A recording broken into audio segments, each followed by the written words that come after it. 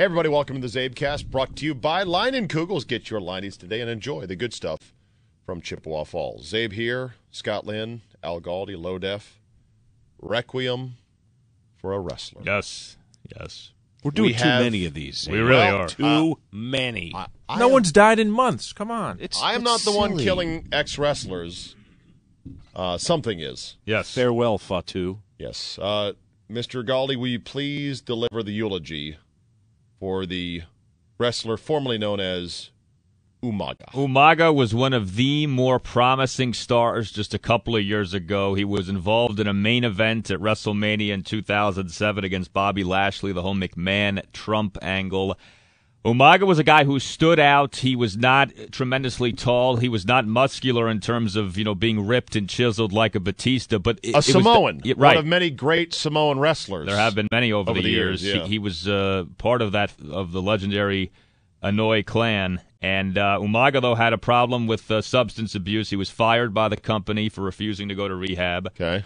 And I guarantee you they sweated that one out, because their new thing now is, after Eddie Guerrero and Chris Benoit, if these guys are going to die, they don't want them to die on your own. Right. Yeah. Don't Not die on time. while you're on the payroll. Right. And so guys like Jeff Hardy and guys like Umaga have been shown the door, because there's a real fear that they're going to die on Vince's watch, and that's not what he wants. Test died after he was fired.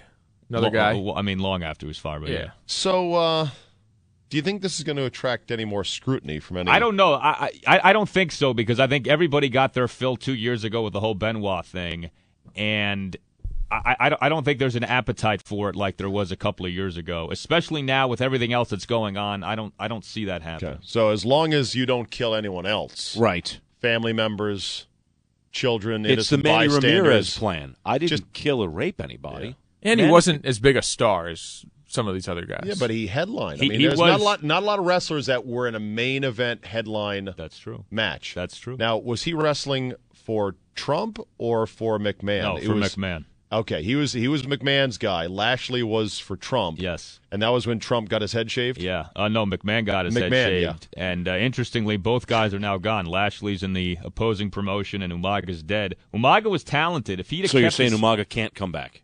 It's going to be tough. Okay. Is this possibly He's a work? ineligible to Is this an return. angle, Al? Could he not be dead? No, I don't think Can so. Lashley come back? Only Fritz von Erich works death. So.